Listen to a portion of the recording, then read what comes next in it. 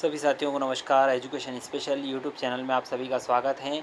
जैसा कि सभी साथियों को पता है, एजुकेशन स्पेशल यूट्यूब चैनल एक ऐसा ऑनलाइन प्लेटफॉर्म है जिसके माध्यम से समय समय पर आपको शैक्षणिक गतिविधियों की जानकारी और शैक्षणिक जो पाठ हैं उनके महत्वपूर्ण प्रश्नोत्तर को आपको बताने का प्रयास इस चैनल के माध्यम से किया जाता है। आज फिर कक्षा 7वीं सामाजिक विज्ञान की यूनिट 3 कि राज्य शासन कैसे काम करता है, इसके महत्वपूर्ण प्रश्नोत्तर को हम जानेंगे और समझने का प्रयास करेंगे। एक एक क्वेश्चन को मैं समझाऊंगा। इससे पहले यदि आप चैनल पर नए हैं और अभी तक आपने चैनल को सब्सक्राइब नहीं किया है तो प्लीज़ आप चैनल को सब्सक्राइब कर लें, बेल आइकन को प्रेस कर लें ताकि इसी प्रकार के वीडियो के नोटिफिकेशन आपको मिलते रहेंगे। साथ ही साथ आप वीडियो को बिना स्किप किए हुए अंत तक पूरा देखेंगे ताकि पूरी जानकारी आपको स्पष्ट रूप से मिल सकेगी।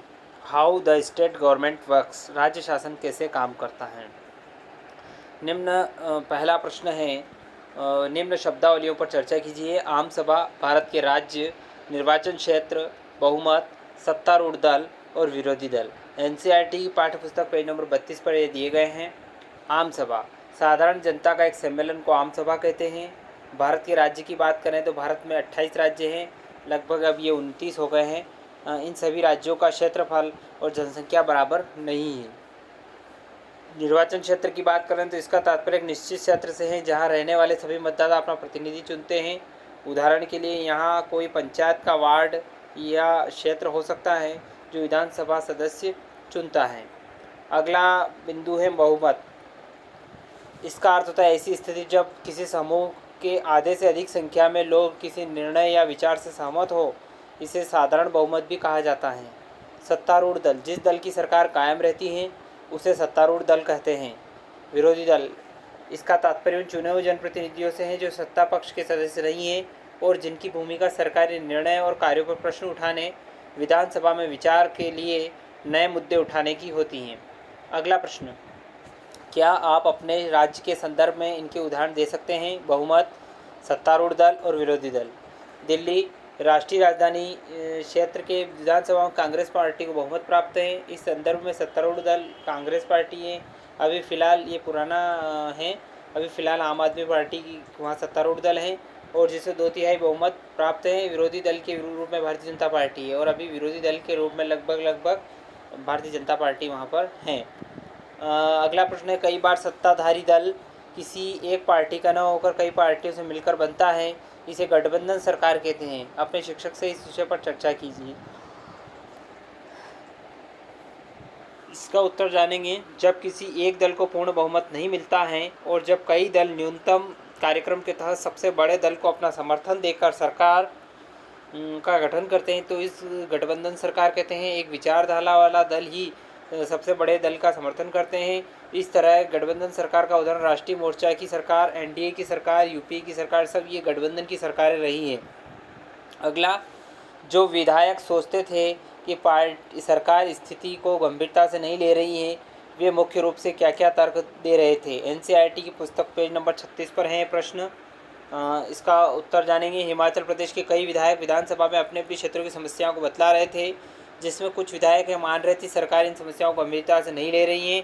इसके लिए विभिन्न विधायकों द्वारा तर्क दिए गए हैं।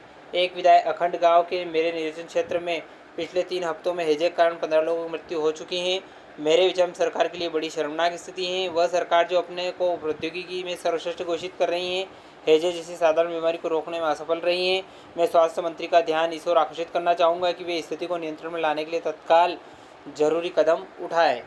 दूसरा विधायक, मेरा प्रश्न यह है कि सरकारी अस्पतालों की दशा इतनी खराब क्यों है। सरकार जिला अस्पतालों में डॉक्टरों और चिकित्सा कर्मचारियों की ठीक से नियुक्ति क्यों नहीं कर रही है। मैं यह भी जानना चाहूँगा कि सरकार इस स्थिति का सामना किस प्रकार करने जा रही है जिससे लोग बड़ी संख्या में प्रभावित हुए और ये संख्या बढ़ती जा रही है, अब यह महामारी का रूप ले चुकी है। अगला प्रश्न है प्रश्न क्रमांक 5वां, यदि आप स्वास्थ्य मंत्री होते तो उपयुक्त चर्चा का उत्तर किस प्रकार देते हैं। एनसीईआरटी की पाठ्यपुस्तक पेज नंबर 36 पर प्रश्न है।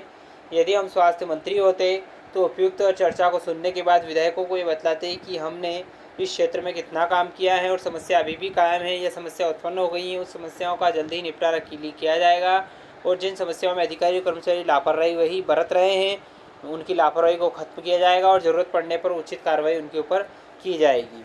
अगला प्रश्न है, आपके विचार से क्या उपयुक्त बहस कुछ अर्थों में उपयोगी रही, कैसे, चर्चा कीजिए। हमारे विचार से विधानसभा में होने वाली सभी बहस उपयोगी थी, क्योंकि ये बहसें जनता की समस्याओं से जुड़ी हुई थी।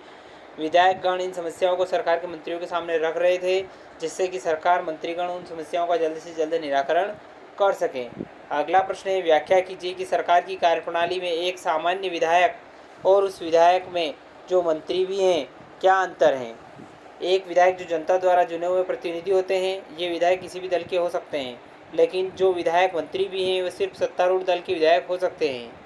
तथा मंत्री विधायक को किसी एक विभाग का मंत्रालय सौंपा जाता है और उस मंत्रालय से संबंधित सभी महत्वपूर्ण निर्णय मंत्री विधायक द्वारा लिया जाता है। विधायक के मंत्री होने के कारण उसकी सुरक्षा व्यवस्था भी विधायक से अलग होती है। अगला प्रश्न है, हैजे को नियंत्रण में लाने के लिए सरकार द्वारा किए गए दो उपाय बताइए। एनसीईआरटी की पेज नंबर 37 पर हैं। हैजे को नियंत्रण में लाने के लिए सरकार द्वारा किए गए दो उपाय। पहला बिंदु, सरकार ने साफ सफाई के लिए प्रबंध तथा स्वच्छ पानी पीने की व्यवस्था का आश्वासन दिया। दूसरा बिंदु, सरकार द्वारा एक उच्च स्तरीय जांच समिति गठित की गई जो सफाई सुविधाओं के लिए जिले की ज़रूरतों के बारे में विचार करेगी और लोक निर्माण मंत्री को दिशा निर्देश किया गया है कि वह क्षेत्र में